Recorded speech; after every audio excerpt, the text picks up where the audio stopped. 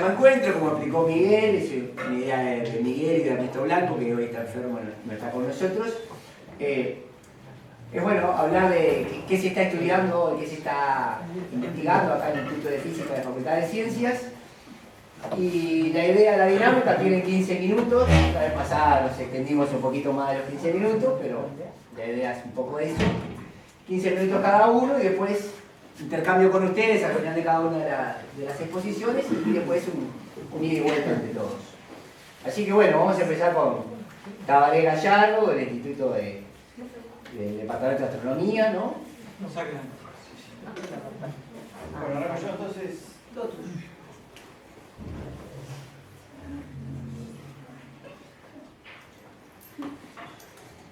Muy bien, entonces yo estoy en el negocio de la dinámica orbital, o sea, cosas que eran así.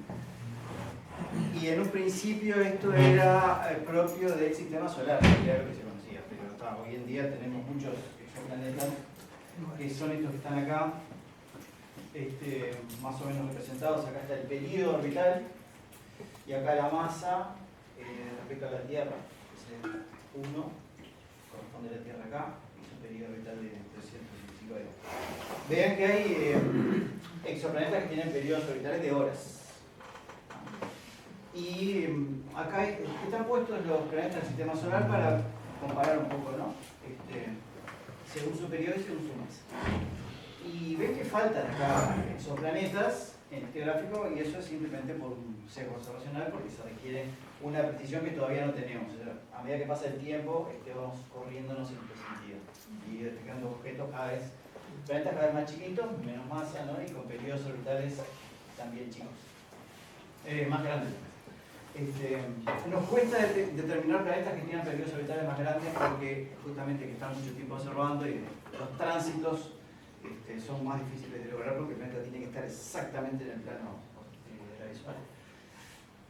Vean que nosotros con nuestra tecnología no podríamos haber descubierto a Urano, a Neptuno, ni a la Tierra en Venus, mucho menos a Marte.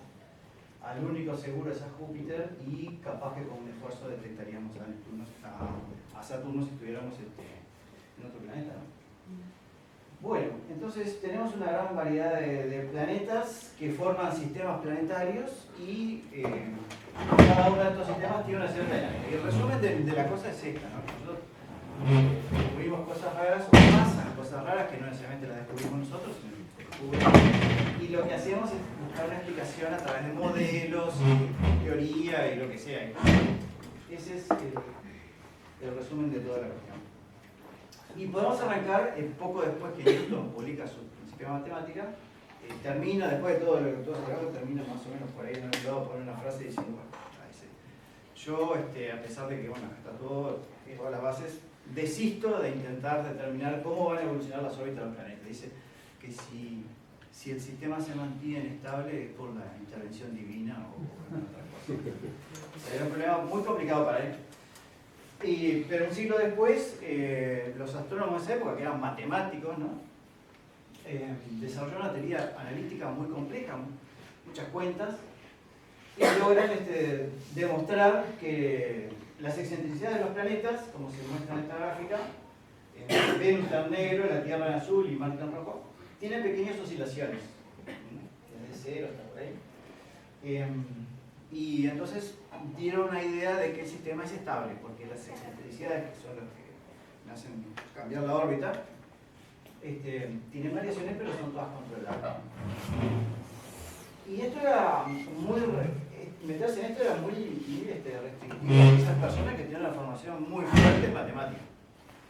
Pero desde el fin del siglo XX, con la proliferación de muy buenos algoritmos y sobre todo computadoras, para poder reproducir esto, lo único que hay que saber dónde está la tecla Enter y darle. Y entonces se pueden integrar numéricamente estas ecuaciones, que son complejas, pero están en los códigos, y uno puede reproducir esto, o sea, cómo la excentricidad de los planetas sería en el futuro, hasta 2 millones de años en el futuro, y para atrás también todo lo que quieran. Por ejemplo, lo que vemos acá es que la Tierra y Venus parece que están acopladas y en antifase, ¿no? Porque cuando uno sube la excentricidad, el otro baja. Eso, bueno, entonces analizando un poco esto, uno puede concluir, por ejemplo, de que el par Venus-Tierra están acoplados de manera que el momento angular de ese subsistema más o menos se mantiene constante. También se puede ver que bueno, hoy sabemos que Marte es muy excéntrico, pero que en el futuro la excentricidad de Marte va a ser comparable a la de la Tierra o a la que baja, básicamente. Y vemos algunos periodos en particular, hay uno que está en todos lados, ¿no? Que es como de 100.000 años. Después vamos a volver a eso. Y también, con una computadora más o menos decente, uno puede reproducir cómo evolucionan los semiejes. Que esto fue lo más importante para los astrónomos matemáticos del siglo XVIII, porque lo que vemos, acá está el cielo nuevamente, el presente, ¿no? Hacia atrás en el tiempo y hacia el futuro, está cortado en 2 millones, pero se puede hacer todo lo que uno quiera. Y los semiejes se mantienen constantes, o sea que no estamos cayendo al Sol, ni tampoco nos estamos alejando del Sol. Este fue el descubrimiento más importante que demostraron la gran Laplace y Euler en el siglo XVIII y que hoy cualquiera puede reproducir en la computadora. Pero así como tenemos tan facilidad de poder reproducir esto de forma numérica, vamos a hacer experimentos, vamos a hacer algunos cambios en el sistema actual, en las condiciones iniciales, y ver qué pasa, total. Y eso es lo que estamos haciendo acá en esto. Lo que hicimos fue, fíjense que es la misma integración, pero cambiamos un poquito a Júpiter. O sea, a Júpiter lo corrimos apenas unas milésimas de su distancia al Sol. ¿Tá? O sea, muy poquitito. Y lo que obtenemos es una evolución desastrosa, muy caótica. O sea, Marte, el semieje de Marte empieza a cambiar como loco, termina impactando en el Sol. Y la Tierra y Venus quedan bastante mal. Bueno, la cuestión es ponerle cabeza a esto y entender un poco por qué pasa esto. Bueno, eso ya lo hicieron Vichenko y Ferraz Melo en el 2001, son 2 personas que trabajan en la UPI, en San Pablo. Y lo que tenemos acá es un mapa dinámico. Que, bueno, estamos reproduciendo un poco lo que hicieron Vichenko y Ferraz Melo, pero de otra manera. Un mapa dinámico es, en este caso, tomar el semieje, que es la distancia de Júpiter al Sol, cambiarlo un poquito y cambiar también la excentricidad de Júpiter. Entonces, cada píxel es el resultado de una integración numérica, en donde mostramos cómo cambia el semieje orbital de Júpiter. Entonces, cuando cambia mucho lo pintamos de amarillo o blanco, y cuando cambia poco, de negro o de azul. Entonces tenemos lugares, regiones, donde si Júpiter estuviera ahí, variaría muy poco y el sistema se mantendría muy estable. En otras donde sería caótico, y en otras donde aparecen estos triángulos, esas son las resonancias. Eso quiere decir que Júpiter entra en resonancia con otro planeta, que generalmente es Saturno, y ese sistema se vuelve bastante estable, pero no necesariamente los demás planetas van a permanecer estables. Ellos quedan como enganchados en la resonancia, pero eso a su vez excita a los demás planetas. Y es lo que pasaba, nosotros cuando alargamos a Júpiter exactamente dentro de la resonancia, quedaba enganchado con Saturno en esa resonancia, pero los demás planetas sentían un forzante extra que le hacía aumentar la excentricidad y por eso es que Marte terminaba impactando con el Sol. Y los demás planetas quedan muy excitados. Entonces tenemos distintos regímenes, el resonante, el secular y el caótico, ¿no? Y eso de las resonancias es algo muy común. Es un sistema extrasolar donde hay un planeta a la derecha, otro a la izquierda, y esta es la estructura de resonancias que se forman entre esos 2 planetas. También es un mapa dinámico, y zona caótica, resonancias, y estas zonas serían más estables, capaz. Fíjense que si yo tiro un planeta ahí, es probable que quede en una resonancia. O sea que no es tan raro que los sistemas estén en resonancia como el nuestro, que es un sistema cuasi resonante.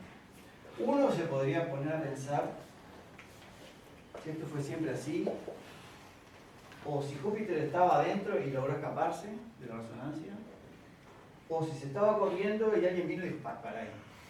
Porque si estuviera Júpiter acá, nosotros no estaríamos dando esta charla en este momento. Lo más probable es que en realidad Júpiter estaba adentro y luego se escapó. Eso se ve en muchos sistemas en muchas simulaciones y en muchos sistemas solares. Bueno, y hay un montón de trabajos sobre estabilidad de sistemas extrasolares. En este, por ejemplo, hacen una cantidad de simulaciones de sistemas conocidos, ¿no? Hacen clones, o sea, simulaciones a partir de los sistemas ya conocidos. Y me gusta que se fijen en esta curva que es la roja y esta otra que es la azul. Y lo que estamos viendo ahí es que los sistemas que son cuasi resonantes, como el nuestro, son menos estables, porque a medida que pasa el tiempo, el número de sistemas que sobrevivan disminuye cada vez de forma más notoria con respecto a los sistemas que no son resonantes que el azul. O sea, los sistemas que están lejos de las resonancias tienden a sobrevivir más que aquellos sistemas que están cuasi resonando como el.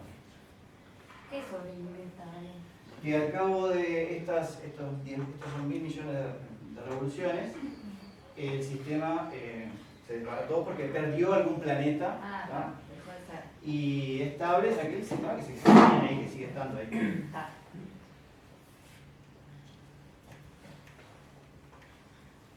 Este es otro trabajo que tiene que ver con un planeta, la hipótesis del planeta 9, porque hay una cantidad de objetos muy lejanos, más allá de Neptuno, que tienen órbitas muy excéntricas y muy inclinadas.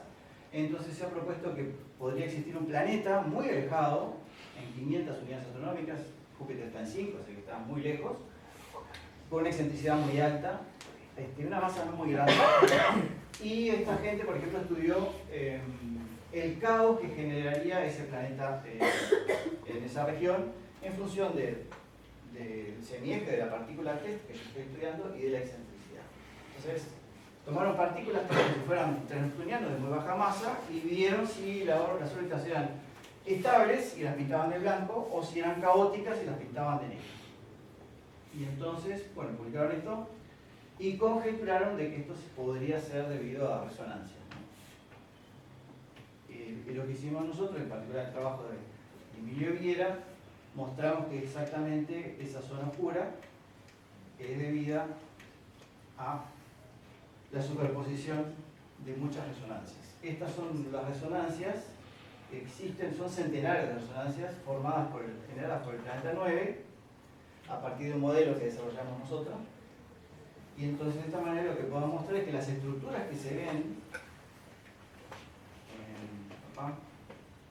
en estas simulaciones, que cualquiera pueda repetir, pueden explicarse por la superposición de resonancias. O sea, hay cosas complicadas y buscamos una explicación, ¿no? Incluso hay zonas estables, por acá, que las podemos ver por acá. Esas zonas coinciden con resonancias también, pero que están aisladas y no perturbadas por otras. Y otro tema, ya para ir apuntando al final de la charla, porque la idea es que tengan idea de qué es lo que hacemos nosotros, en un trabajo que estamos desarrollando este año, un proyecto CSIC, estamos estudiando el caso de la dinámica de dos planetas. Parece muy elemental. Lo que pasa es que hay una teoría muy completa para cómo evoluciona un sistema planetario cuando esos planetas están en órbitas de baja excentricidad, o sea, en órbitas cuasi circulares y cuasi coplanares. Para ahí tenemos una buena teoría, pero en general lo que estamos viendo es que los sistemas de exoplanetas tienen muchas excentricidades muy altas y periodos orbitales muy pequeños, o sea, son órbitas muy raras, muy diferentes a la del sistema solar. Entonces, arrancamos con este caso muy elemental, que son dos planetas. Acá tenemos uno, el azul, y otro por acá, esta es la órbita, ¿no?, de cada uno de ellos, el momento angular de cada uno, y están caracterizados por una cierta excentricidad orbital, una cierta dirección del pericentro, que sería esta, y el espacio, ¿no? Y después te importa también cuál es la inclinación relativa entre las órbitas, si son coplanares o si son perpendiculares o qué, y la dirección de la intersección de los dos planos, que es el nodo mutuo. Entonces son 6 variables. Y esto, si tiene una solución analítica, debería corresponder a un sistema parecido a posición y velocidad Si hay variables, entonces eso significa 3 grados de libertad. Y si tiene 3 grados de libertad y tiene una solución analítica, tiene que haber 3 frecuencias fundamentales. O sea, este sistema de 2 planetas, si tiene una solución analítica, tiene que estar todo descrito en función de esas 3 frecuencias fundamentales. O sea, cualquier variable, la excentricidad de uno de los planetas, por ejemplo, si yo la grafico en el tiempo, debería presentar alguna de estas frecuencias o combinaciones. Si aparecen muchas frecuencias es que es caótico. Y un dato que se conoce bien es que para cierta inclinación, cuando la inclinación ya es demasiado grande, el sistema es caótico, ¿no? Se vuelve muy caótico. Bueno, entonces, un ejemplo de lo que hacemos nosotros es, tomamos un par de planetas con ciertos semiejes, ciertas excentricidades, etc. Hacemos integraciones numéricas, hallamos las frecuencias fundamentales y las ploteamos acá. Esto es la característica de los 2 planetas que tomamos, con cierta excentricidad hacia los semiejes. Esta sería la inclinación relativa que tienen las órbitas, y estas son las frecuencias fundamentales que nosotros determinamos. ¿Bien? Que hay 3 frecuencias. A medida que cambiamos la inclinación de las órbitas, cuando vamos de coplanares rumbo a perpendiculares, las frecuencias van cambiando. Y cuando esta que viene en caída se encuentra o está muy cerca de esta otra, tenemos caos. A partir de ahí tenemos caos. Entonces, analizando este tipo de cosas, tratamos de explicar por qué la dinámica es caótica. Acá probablemente sea porque estas 2 frecuencias se acoplan o pierden la identidad, son muy parecidas o se hacen iguales directamente, ¿no? Entonces, esto es una idea de lo que nosotros tratamos de hacer y tratamos de encontrar la explicación a una cosa que es muy conocida. Y como les decía, en los sistemas extrasolares, acá tenemos el nuevo periodo orbital y acá tenemos excentricidad. Las excentricidades son muy grandes. Los planetas del sistema solar están todos por acá. O sea que las excentricidades son realmente muy grandes. Cuando se buscaban planetas, se pensaba que se iban a encontrar planetas en órbitas cuasi circulares. Y lo que empezó a mostrar esto es que en realidad hay una gran variedad de excentricidades orbitales, o sea, muy diferentes sistemas al nuestro, ¿no? Al sistema solar. Y si miramos, por ejemplo, esto les importa a los astrobiólogos, la irradiación que reciben los planetas comparada con la Tierra, que sería 1, hay planetas que reciben 10.000 veces más radiación de la estrella que la Tierra. Y también hay, por supuesto, planetas que reciben mucho menos radiación, pero no están en esta gráfica porque están muy lejos de la estrella y nos cuesta descubrirlos, ¿no? Entonces, órbitas, planetas que tienen radiaciones muy diferentes a la de la Tierra. Y también, si la excentricidad del planeta varía con el tiempo, la irradiación o la insolación que se recibe también varía. Y acá tenemos algo que es muy conocido, es la insolación de la Tierra en millones de años acá, 1 millón para atrás, acá está el presente, 1 millón para el futuro, debido a las variaciones de excentricidad de la Tierra. Cuando la órbita terrestre es más excéntrica, hay más irradiación o insolación. Y claro, lo que pasa es que varía la insolación, pero varía del orden de 1 milésima, un poco menos de 2 milésimas. Es muy poco lo que varía la insolación en la Tierra debido a que la excentricidad orbital cambia un poco. Pero lo que se ha encontrado es que esas variaciones, que son generadas por la variación de la excentricidad de la Tierra, que es bien conocida, encajan muy bien con estos ciclos de calor y frío o de glaciaciones de larga escala que se han detectado en la Tierra. O sea, en la Tierra no quedó registrada la temperatura en termómetros, pero sí en proxies o en cosas, burbujas de aire, en el hielo, etcétera, etcétera. Entonces se puede reconstruir cuál era la temperatura de la Tierra hacia el pasado, ¿no? Y se ve que los picos de calor, digamos, coinciden con los picos de excentricidad de la órbita terrestre y por lo tanto, bueno, son conocidos estos ciclos como ciclos de Milankovitch, son del orden de 100.000 años más o menos. Y bueno, entonces, ¿cómo administra la Tierra esta insolación variable? Es cuestión de otras personas. Nosotros acá ya no tenemos más nada que ver. Esto es nuestro aporte. Y lo último que quería decirles es que vieron que hay como un ciclo ahí bien marcado, que es el ciclo de Milankovitch. ¿Saben qué es esta frecuencia? Es una de las frecuencias fundamentales. En realidad es la diferencia entre dos frecuencias fundamentales. Que la teoría dice que tiene que existir si el sistema es regular. Y bueno, entonces dejo por acá y vemos a ver Madeleine si puede administrar correctamente la insolación.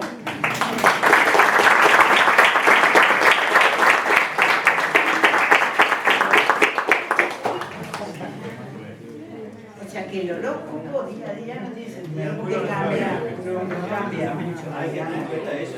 No,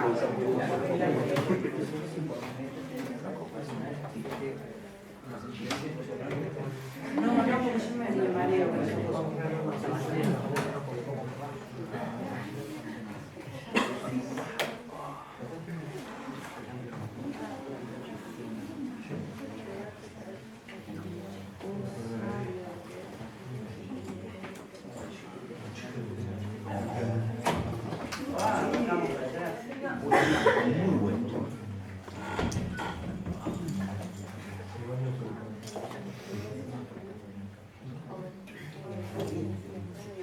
Bueno, hola a todos. Yo soy Madeleine Renaud, del Departamento de Ciencias de la Atmósfera y Física de los Océanos. Me encanta porque ellos pueden hacer un pronóstico a miles de millones de años y nosotros no podemos pronosticar de un día al otro. O sea, Eso que nosotros la atmósfera es mucho más. Y eso que el cabo lo inventamos nosotros. Esa es una discusión que vamos a tener. Juan Caré, son todos matemáticos de pique. Uno tiró para astronomía y Lorenz para la ciencia de la atmósfera. Y es más joven. Bueno, yo les voy a hablar un poquito de lo que es el caos térmico. Me encantó poner el caos térmico, pero bueno. Primero vamos a arrancar con, que ya lo han visto. Estos son las anomalías de temperatura de superficie del mar, superficie de la Tierra, perdón, esperen, arranca en 1850, estamos mucho más cerca que las escalas que utiliza Tabaré, acá van pasando los años.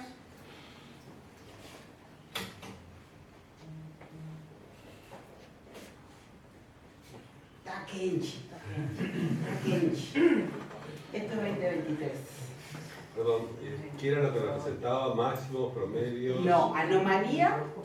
La anomalía es cuánto se te aparta del promedio durante 30 años, pues, sacar la temperatura media global, anual, de todas las zonas. Entonces es cada año cuánto se aparta, de años más fríos, años más cálidos, ¿sí? Y la distribución de calor no es toda, es que todo el planeta se calienta todo uniforme, ¿sí? Espacialmente. Entonces estamos en un problemilla. Ahí todos ya hablamos, ya todo, bueno, esto. O sea que...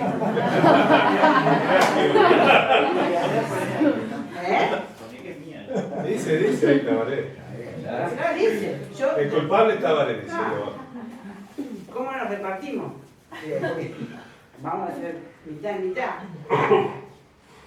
Tabaré nos acaba de decir que, bueno, que la irradiación, o sea, la energía que nos llega del Sol, fuente para toda la vida de nosotros, no cambia mucho.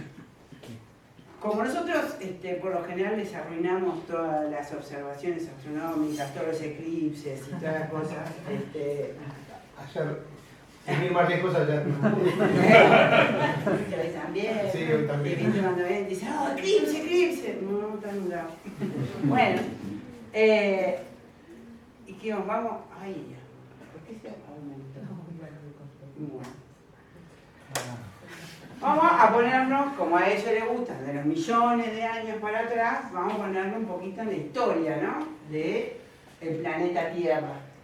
Acá, miren, acá son millones de años, a partir de acá son miles de años hasta acá y acá son años. Digo, las escalas de tiempo son importantes. Hay algunos eventos importantes a nivel ya de planeta. En los 35 millones de años más o menos es que la Antártida se separa de Sudamérica, ¿sí? Se separa y ahí genera lo que es la corriente circumpolar antártica como océano. O sea, la distribución de tierras y océanos es fundamental para nosotros. Hace 3 millones de años es que se cierra el Istmo de Panamá y ahí separa las cuencas del Océano Atlántico del Pacífico. Recién acaba de salir un paper de unos geólogos que mirando ahí dijeron no fue hace 3 millones, es hace 35 millones, vamos a tener que rever cuál es el impacto de eso. Pero ahí aísla esas cuencas oceánicas muy grandes, ¿sí? Entonces, por toda esta zona acá, hasta acá, ¿sí? Todo esto sí, la componente astronómica del clima es un factor importante, generó las eras de glaciación, las interglaciares, etcétera, temperaturas altas, bajas, como decía, pero miles de millones de años. Yo lo que les mostré, estamos en esta parte. ¿No? Vieron que en toda la evolución, los mamús, los dinosaurios, también llegamos, nosotros somos unos australopithecus. Y esto es el aumento de la temperatura global de 1860. Entonces, bueno, a escalas de años somos nosotros los responsables. Pero nosotros no digo la meteoróloga. Everybody. Este aumento tan repetido, tan marcado, ¿sí? Esto, siempre nosotros trabajamos con anomalías, ¿sí? Cómo viene aumentando la temperatura a nivel mundial. Esto es la anomalía del año 2023, que hasta ahora nos venimos como superando. Eso parecería que uno va ganando, pero no. En esto acá vamos perdiendo. Estas son las anomalías de la temperatura del aire en superficie y esto de los océanos. Los océanos el año pasado y bien hace varios años están realmente muy, muy cálidos y los océanos son el gran reservorio de calor. ¿Sí? Y esto son olas de calor, no está hasta el 2023, en donde se superaron récords. ¿Sí? Acá tenemos 44 en el 2022 en Uruguay, y otras zonas llegaron a 50 temperaturas en superficie, 50 grados Celsius. ¿Sí? Australia, más o menos. Sudamérica, no estoy diciendo que se alcanza solo en la parte tropical. Esto es un gran problema. Entonces la pregunta es, ¿aumenta la temperatura media global? ¿Voy a tener más olas de calor? Pues sí, pues no.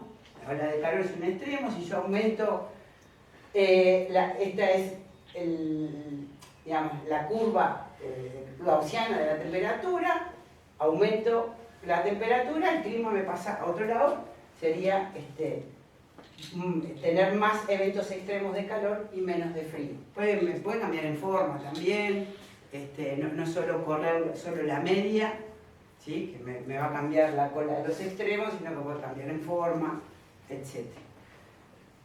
¿Cómo define o qué es una ola de calor? Se define, hay muchas definiciones, como todo, pero por lo general, bueno, es un extremo, entonces la vamos a considerar cuando la temperatura máxima y mínima superan el percentil 90 de su distribución, de su serie, ¿sí? ¿Por qué? Nosotros vamos a usar esta, hay algunos que se puede trabajar solo con la máxima. La temperatura mínima es una temperatura que será muy, tiene una distribución muy dependiente del lugar donde se está tomando, ¿sí?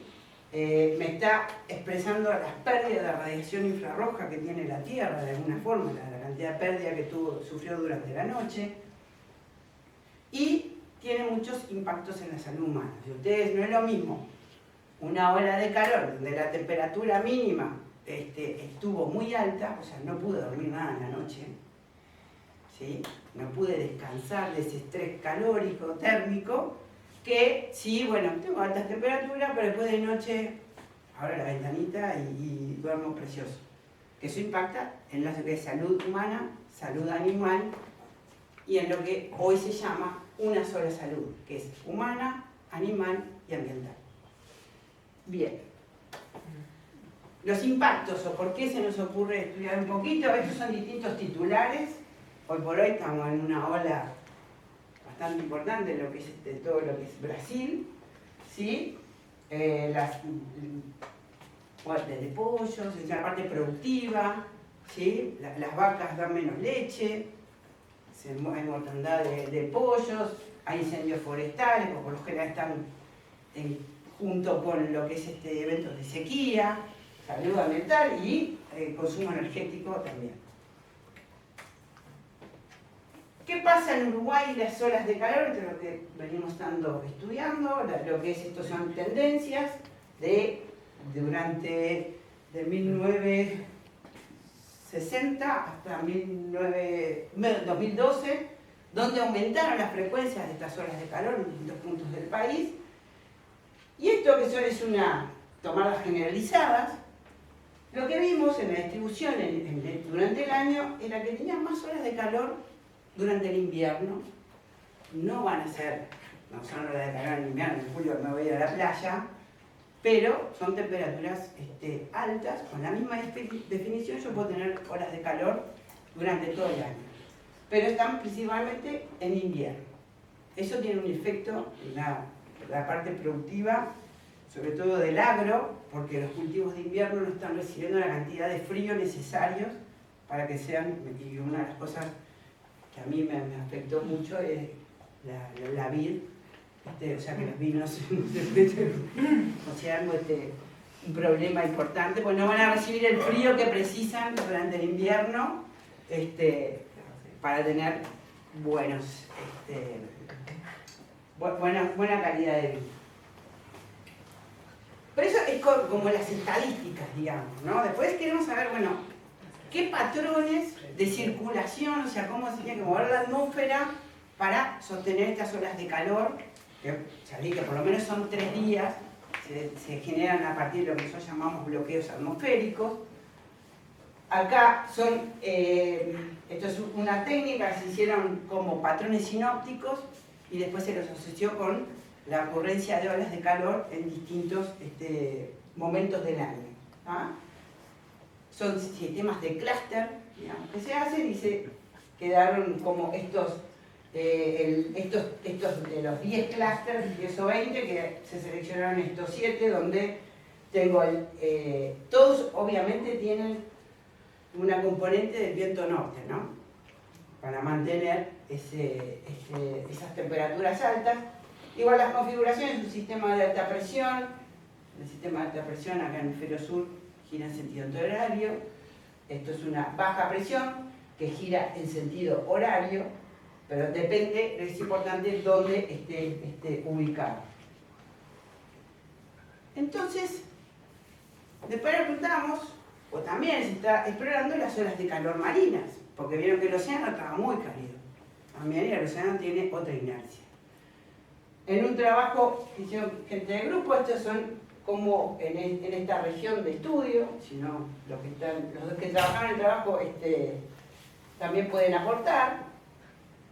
Y esto fue como fue variando desde 1988 al 2017, que era la serie, las temperaturas de superficie del mar en esta zona del Río de la Plata.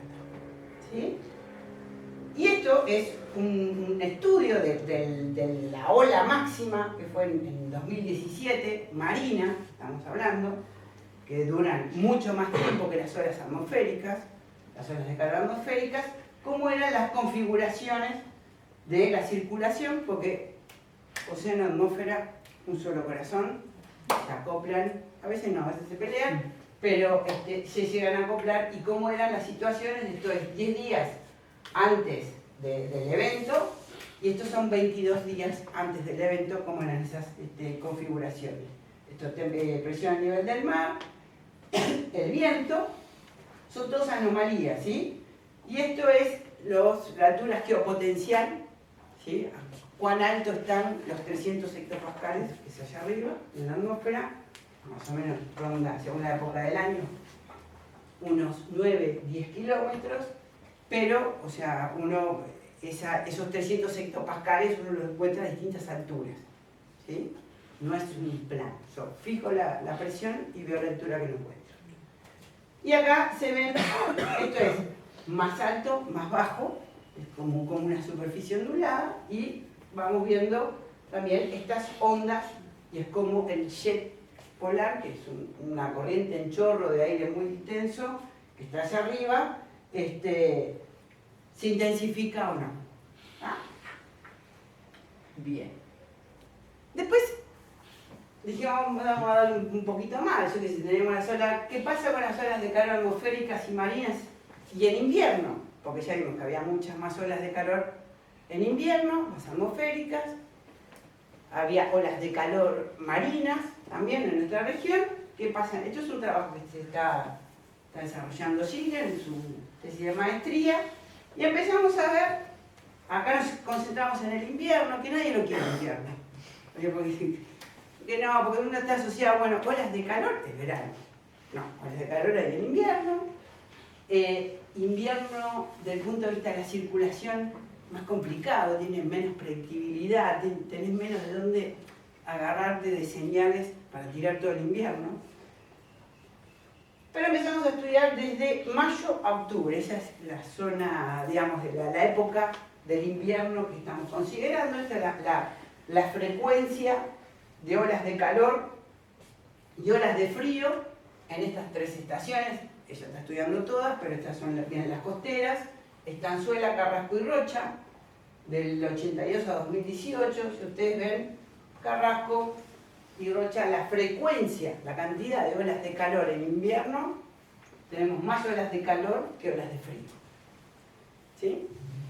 Y esto es la cantidad de olas de calor y frío con una temperatura de superficie del mar. ¿Sí? Cantidad de eventos. Vamos a explorar, a ver qué pasa, que también tenemos muchas olas de calor marinas en esos tres puntos. Este es el Río de la Plata 4, que son tres puntos que están enfrentados contra la estación meteorológica. Las duraciones, obviamente las olas de calor marinas duran mucho más, duran hasta 20, 21 días, 30 días, 40 días, ¿sí? Que las olas de calor atmosféricas, pero hemos llegado a tener olas en invierno de 8 días de duración, la mayoría son de 3, es 3 y 4 días, pero hay bastante largas. Lo que tenemos que ver es cuáles son las condiciones atmosféricas de circulación. No sabemos qué está antes, el huevo o la gallina. ¿Quién le pasa? O sea, ¿puedo armar la ola de calor marina y eso sostiene después más días a la ola atmosférica? Son preguntas que están para responder. Pero eso es por donde andar. Y después nos metimos también en olas de calor en Antártida, porque para empezar a trabajar olas de calor en invierno, no vamos a la Antártida a ver qué pasa. Ustedes saben que tenemos la base Artigas, que está en la isla Rey Jorge. Acá está la península antártica, la isla Rey Jorge, y esto es más parte de lo que es la península Fielder, de donde acá está la base Artigas, y tiene dos bases cercanas, la base chilena y la base coreana, en la cual conseguimos los datos, y empezamos a ver olas de calor en la Antártida, con esta misma definición. ¿Por qué? ¿Cuál es la importancia? Bueno, si las temperaturas aumentan, van aumentando en la Antártida, voy a disminuir los hielos. ¿Sí? Los hielos, no solo un aumento del nivel del mar, porque largo más agua, cambios en la salinidad y potencialmente cambios en el albedo terrestre. Entonces, tiene una gran importancia. Acá lo que hicimos no fue estacional, acá tuvimos que definir época fría y época cálida, pero en función de la cantidad de horas de sol que tiene. Cantidad de meses con más de 12 horas de sol y con menos de 12 horas de sol. Entonces ahí nos quedaron dos épocas, la fría, que va de marzo a septiembre, y la cálida, que va de octubre a febrero. Y acá empezamos a ver olas de calor con el percentil 90, y veríamos también que se nos concentraba mucho en los meses fríos, en las 3 estaciones, 3 puntos, porque uno dice, bueno, capaz que la base Artigas, los datos son medio de terror, pero tenemos la coreana y la chilena, y se empezó a dar de la misma forma. De junio a septiembre tengo la mayor ocurrencia de casos, de olas de calor. Las anomalías con respecto a las temperaturas medias son mayores a 5 grados, que es mucha temperatura, y tienen, o sea, lo obtengo en las 3 estaciones que están repartidas en esta. La coreana está, digamos, está abajo del glaciar Collins, ¿sí? Pero está ahí de ese otro lado. Incluso cuando fuimos a las extremas, o sea, percentil 99, ya tiene que estar hot allá arriba, también teníamos 13 casos contra 6, o sea, el doble de eventos en el invierno, o sea, la fase fría, que en la época cálida. Y mayoritariamente centrados también entre junio, septiembre, agosto y en junio, julio y agosto. Y vimos también qué condiciones tenían acá. Esto es un mapita, ¿no? Acá está centrado la Antártida, Sudamérica, África y Australia. ¿De qué tipo de configuración sinóptica tenía que tener esto? Esto es presión en nivel de superficie. Esto es lo que nosotros le llamamos como un dipolito, ¿sí? En un lado la presión está más alta que lo normal y en otro está más baja que lo normal. Eso intensifica vientos del norte. Y estas son las anomalías de los vientos.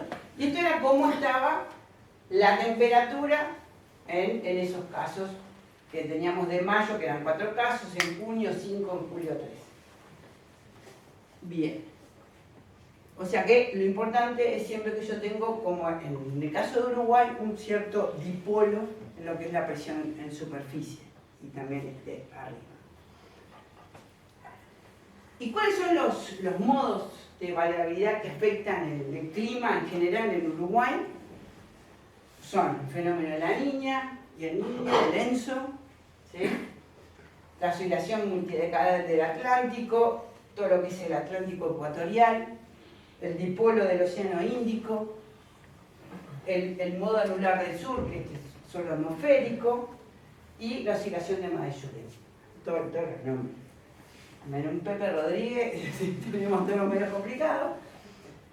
Y de todos estos trabajos que venimos haciendo, se vio que las olas marinas en verano en Uruguay están muy condicionadas con lo que es la oscilación de Madeyure, que es una oscilación más corta, entre 15 y 30 días más o menos.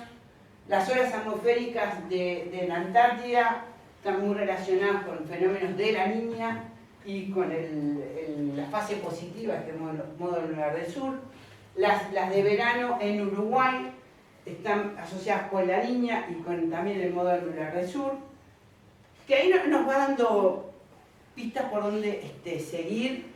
Y me dicen, bueno, está, pero ustedes quieren saber esto para atrás y para adelante, cómo va a estar, ¿no? Bueno, la idea de comprender esto, comprender cuál es la circulación que genera, y después para testear los modelos de cambio climático, en dónde lo miro. Porque si tengo un modelo que no me representa bien el fenómeno del niño o la niña, o sea, o el fenómeno en sí, y no me va a servir mucho para tirar para adelante y ver ciertas proyecciones.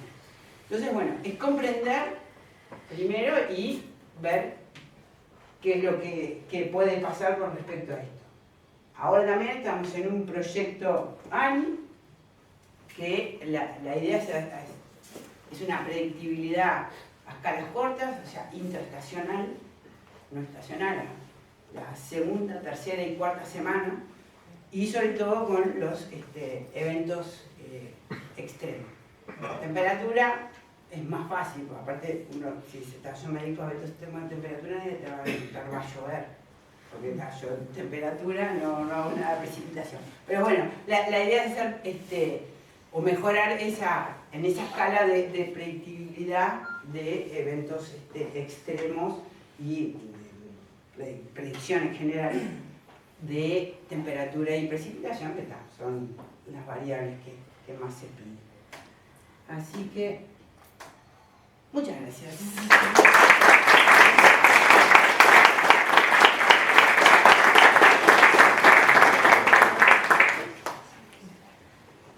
Bueno, ¿alguien tiene alguna pregunta para hacerles? ¿Algo que quiera ampliar sobre lo que dijeron?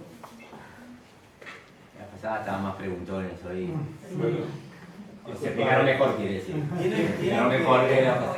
Si no Miren se que es la pregunta- misma cantidad de comida que la Por eso, no digo. si no se pregunta, no van a poder. bueno, entonces preguntemos algo. Escuchame una cosa, se habla mucho de las olas de calor, ¿no? Tú hablaste mucho también y he oído mucho hablar. Pero me ha dado la impresión de que también ha habido olas extremas de frío, ¿no? Que tal vez están relacionados.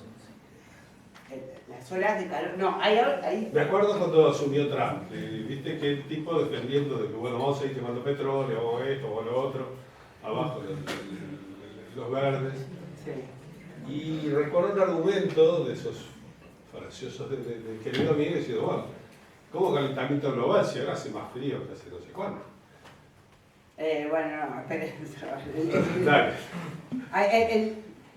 Trump tiene un discurso. Dice cualquier disparate, sin lugar a dudas. Sí, si vos vas a las eras glaciares, como decía, pues, hubo muchas épocas en lo que es el paleoclima, en que las temperaturas de media global estuvo muy por debajo, porque eran las épocas de las glaciaciones, ¿no? Y la insolación está cayendo.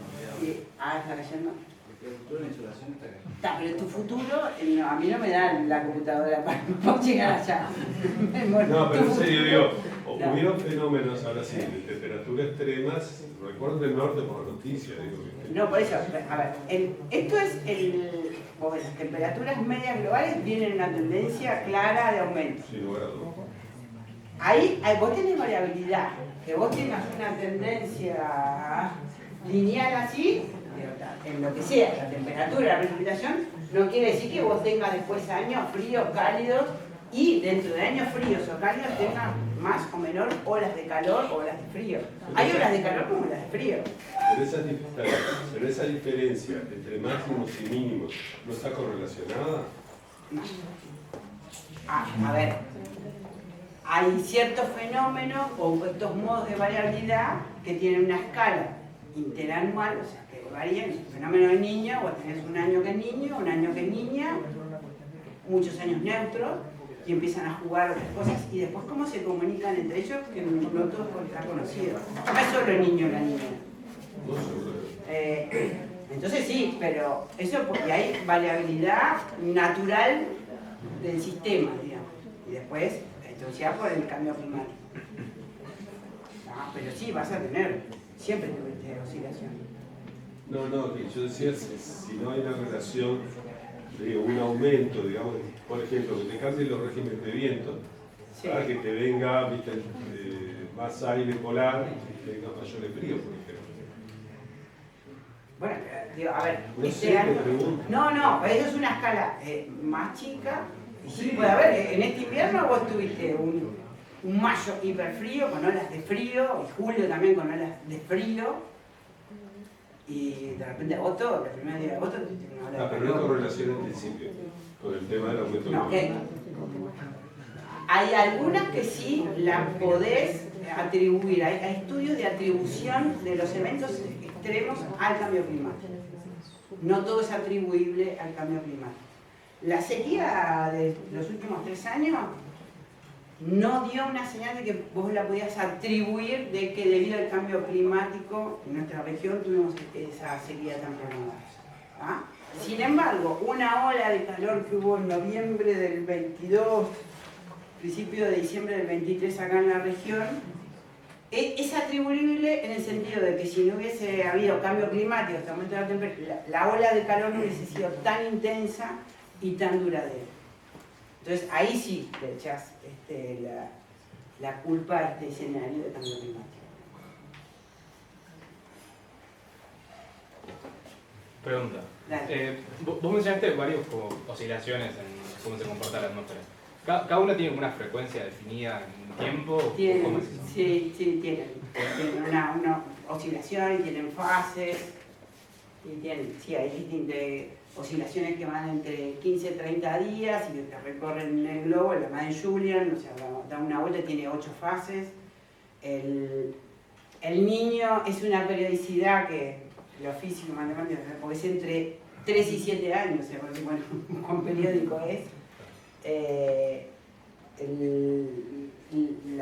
Atlántico Norte también tiene pero hay una oscilación decadal del Pacífico que es como un envolvente de niño.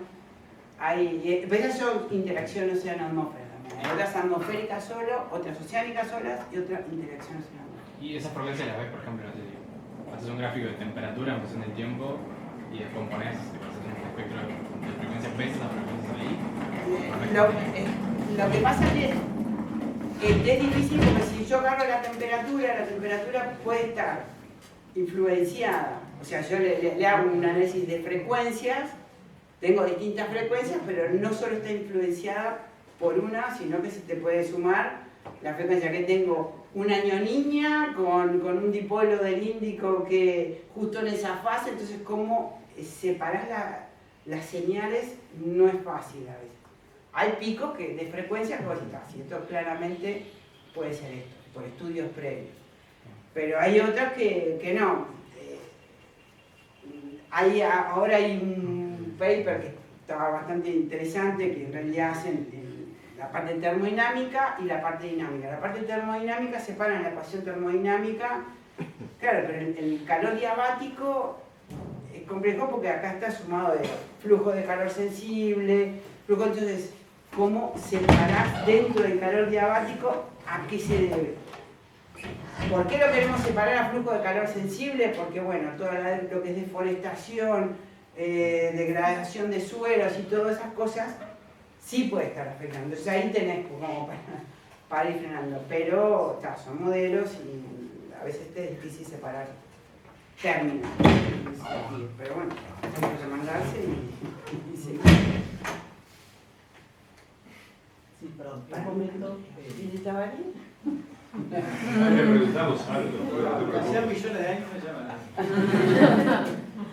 Vos salís siempre con la misma ropa. Claro. Vos mirás tu pronóstico y te vestís hoy como ayer y como mañana. ¿A vos qué te importa? Es igual, si el modelo está en luz, ya está. En un momento dijiste en 4 como clusters cuando estaba dividiendo por años, como Sí. 4 razones tipo, de dónde venían, digamos, las olas de calor y eso. Sí. Eso también lo dividen porque pueden saber qué causa también eso, cuál causa, o sea, si las 4 esas las causas distintas. Tenés distintas técnicas.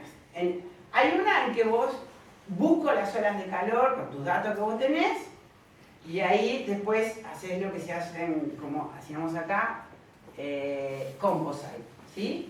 Sumo todo, todos los que ocurrieron en marzo, no importa si fue del 75, del 82, de lo que sea. ¿Y por qué? Porque me aseguro un estado medio, en este mes o mayo, el estado medio de circulación, ¿sí? No puedo comparar una ola de calor de enero con una de julio, porque la circulación es totalmente diferente. Esta es una metodología y buscás anomalías. La otra que se hizo en esta tesis es buscar de clúster por árbol, me olvido de las olas de calor, genero lo que se llaman los weather patterns, son como patrones sinópticos en cada fragmentación y las olas de calor que ocurrieron las busco en todos estos clústeres. Y lo que encuentro es que, ves que en realidad tuve olas de calor que, digamos, de verano, que mayoritariamente estaban en el clúster 2, pero también estuvieron en el 6 y en el 7, que acá ese no te lo estoy mostrando. Acá el tema de los clústeres a veces también es, a veces vos podés pedirle 30, pero son tan parecidos de 29, 28, digo, que no te brinda más información. ¿Ah?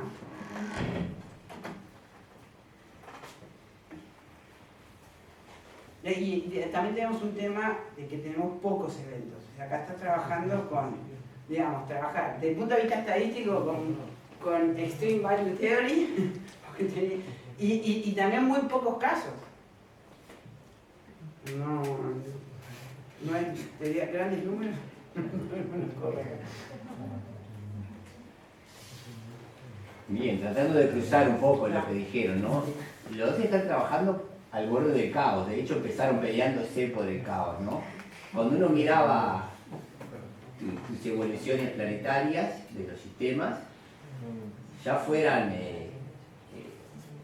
en todos los casos terminaban como en alguna especie de colapso del sistema, ¿no? Cuando uno empezaba a avanzar millones de años adelante. Sí. Esa estabilidad que Newton atribuía a Dios no era muy de Dios porque era temporal, o sea, no era eterna. Sí, cuidado que siempre es todo en una escala de tiempo. Sí, claro. Si te vas al infinito, creo que nadie no sobrevive a nada. Pero es cierta escala de tiempo que los astrónomos hablamos de la edad del sistema solar, 4.500 millones de años. Eso para nosotros es la escala aceptable, ¿no? Pero hay algunos sistemas que se vuelan enseguida y otros que viven tiempos razonablemente comparables de la edad del sistema solar. Pero todo tiene una escala de tiempo. Bien, pero a lo que iba, que en algún momento de esa escala de tiempo sabés que espera el caos. Y vos es lo que estás viendo todos los días, ¿no? Que cada día espera el caos, ¿no? Con distintas escalas, con distinto nivel de estrés y con distinto nivel de dar respuesta. Pero, claro, los dos trabajan un poco con eso y con cosas extremadamente complejas. O sea, complejas en el sentido de las cosas que están interviniendo en sistemas complejos. Sí, ¿no? sí. Aparte yo estaba, discutiendo con el cabo, a Poincaré le pidió al rey, ¿no? O sea, se presentó. Lorenz en realidad tiró el modelo y después dijo, no, en vez de poner tantas cifras significativas, chico, pongo 2. Y se fue a tomar un café y cuando volvió, el modelo de proyección atmosférica le daba cosas muy diferentes. Y dijo, opa, acá no está pasando. O sea, fue de casualidad lo de Lorenz, pero además nuevo, 1960. Lo importante de resaltar acá es que el trabajo de Poincaré, que condujo en 1800 y pico, condujo al descubrimiento del caos, a la base del caos, es que fue el rey de Suecia y Dinamarca, ¿no? Oscar, propuso un concurso científico para festejar sus 60 años. Imaginen una situación análoga en esta región, ¿no? Es totalmente alucinante. Eso sí sería, a veces involucionamos, por lo menos que para, pues sí.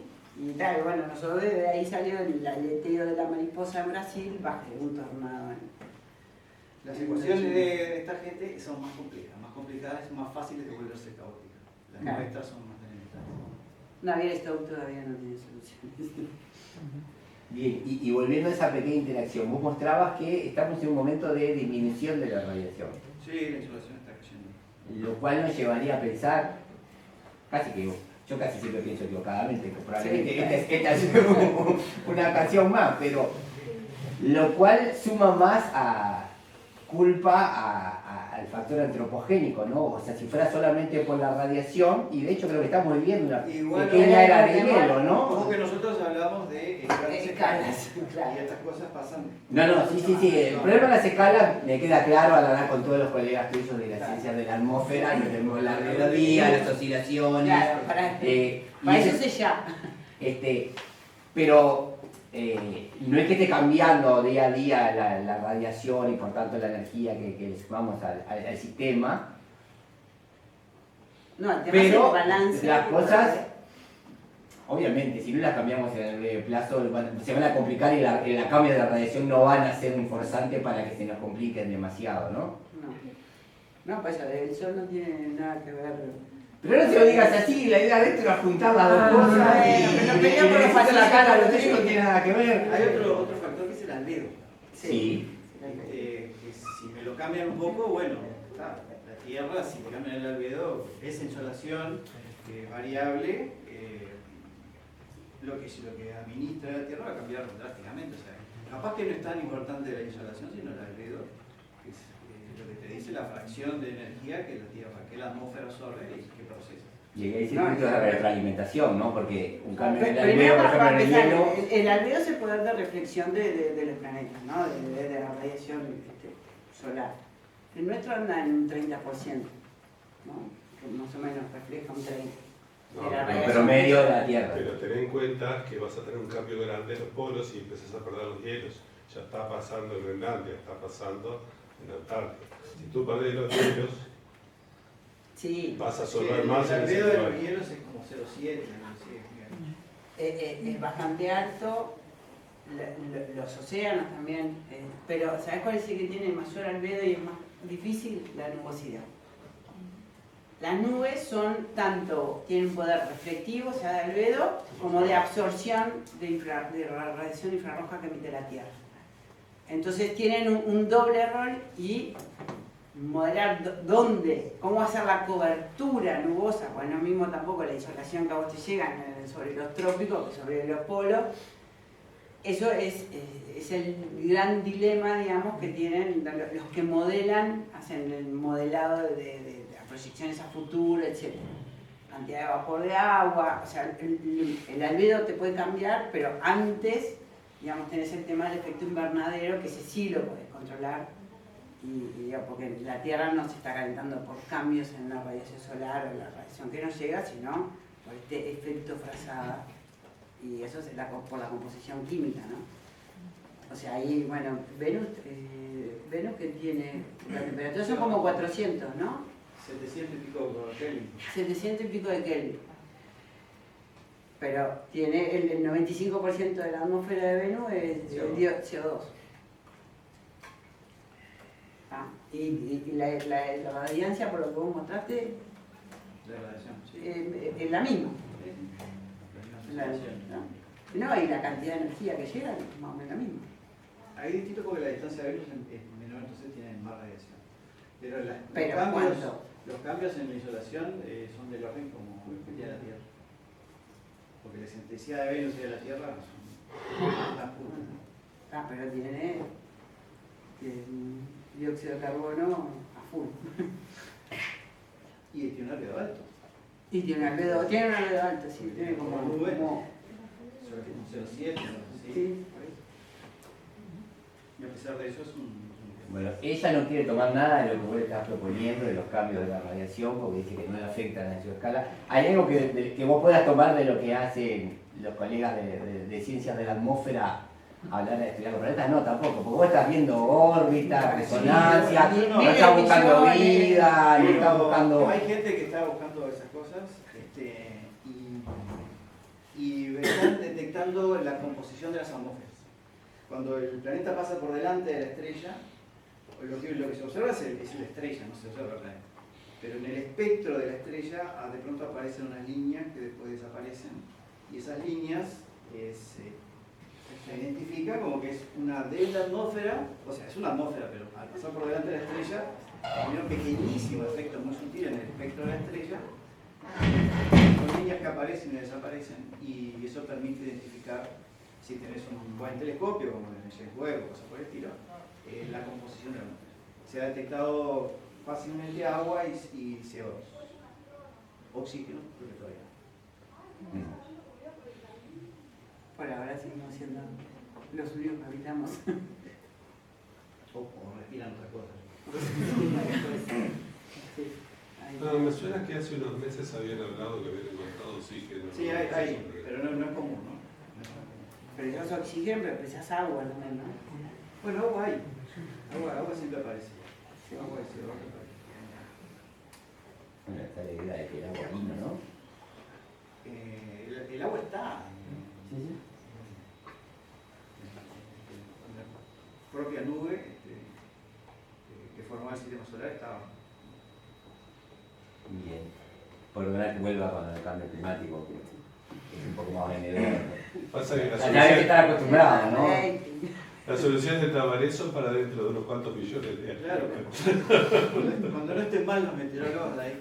Claro, así es fácil hacer un pronóstico. Después, si te equivocaste, nadie te va a venir a echar su culpa. Bueno, Lo que decías un poco de esto, no sé si sorprendente, pero llamativo, de que las olas de calor se llegan más en el invierno, me hacía acordar un poco a lo que reportó el IPCC, ¿no? que estuvo Marcelo ahí trabajando, que para nosotros el calentamiento global lo podríamos asociar más a un aumento de las temperaturas mínimas que a un mayor aumento de las temperaturas máximas. Bueno, sí, eso se ha visto acá. Las temperaturas mínimas vienen a aumentar una tendencia muy, es más, de hecho, si este gráfico, nosotros hicimos las olas de calor solo con la máxima, ¿sí? O sea, olas de calor y frío, solo con máxima, no se te despegan tanto que cuando vos la condicionás con la mínima. ¿Sí? Si bien tenés menos, pero te vas a tener menos olas de frío, cuando vos también la ola de frío lo condicionás que la máxima y la mínima estén por debajo del percentil 10, porque claro, las mínimas ya no alcanzan, no bajan tanto durante 3 días consecutivos, ¿no? Temperaturas tan bajas, entonces tenés menos olas de frío en el invierno, pero esto principalmente por el aumento, la tendencia del aumento de las temperaturas mínimas. Que eso se puede relacionar con la temperatura mínima durante la noche, balance energético, ¿no? La Tierra pierde radiación infrarroja, se va enfriando, pues la mínima se da a la última hora de la noche, principio del día, y si no hay nubosidad, y vas perdiendo, está perdiendo calor el sistema, después le vuelve por otro lado, pero está perdiendo mucho más radiación energética. Así que bueno, esto confirma todo eso que se venía viendo, pero aparte vi que pasaba en la Antártida también, o sea, no es algo solo que nos afecta acá por esas condiciones excepcionales que tenemos. No sé, yo me caí de culo cuando, hablando con esta gente, cuando tenemos casi 2 modelos de clima que se aplican para el norte del Río Negro y otro para el sur del Río Negro, o sea, más allá de la alta variabilidad que tenemos acá, no es lo mismo estudiar el Uruguay como una cosa homogénea. Yo siempre me reía cuando ponía el televisor, no te decía la temperatura acá, en San José, en Colonia, en Durán, etc. Nomás, en Estados Unidos, si se ponen a hacer así, dura 15 horas el pronóstico del tiempo del informativo. Pero realmente acá pasan cosas distintas por esa influencia de... Sí, después tiene la orografía, o sea, las temperaturas más bajas, sobre todo las mínimas en invierno, acá no están acá en lo que es Florida, porque es también una zona más baja. Lo que es Florida, San José, ahí es donde las temperaturas mínimas más bajas. Bien, pero te decía, y eso mismo de un mayor aumento, digamos, de las mínimas, lo vieron en la Antártida también. También. O sea, no es que los veranos son extremadamente calurosos, sino que los inviernos no son tan fríos. Bueno, es que en realidad la temperatura media anual puede aumentar, o sea, bueno, después cuando vos vas achicando haciendo el zoom, en realidad ves que en verano más o menos igual, sino las tendencias más marcadas son en el invierno. O sea, que un año puede resultar cálido porque su invierno fue cálido, no porque su verano sea cálido. Siempre está asociado como solo que el calor o solo en verano, pero no. Sí, los inviernos así. Y eso se relaciona un poco con lo que vos decías de Trump, porque... No, lo que pasa es que la cosa se verano. dice cualquier cosa. No, y escuchame, ¿y el tema de las corrientes marinas se están afectando? ¿En qué sentido? Que se lenteja, se hablaba de una inversión de la corriente del Atlántico Norte, por ejemplo, que preocupa a los europeos, por eso es noticia. La del Golfo, ¿no?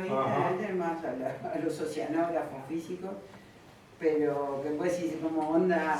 Se hablaba, no sé, el día después de mañana. Como si hay que prender la tele y está el tema del noticiero. No, se hablaba de una inversión, de una detención y posible inversión, lo cual...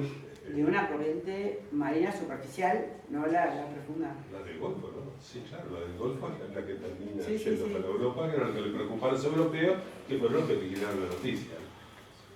Pero, ¿viste esas cosas que uno escucha? Eso que frene, o sea, que se detenga. Sí, o se desvíe. O que se desvíe. Pero eso salía de Morero, que por ahí puede ser a varios años. No.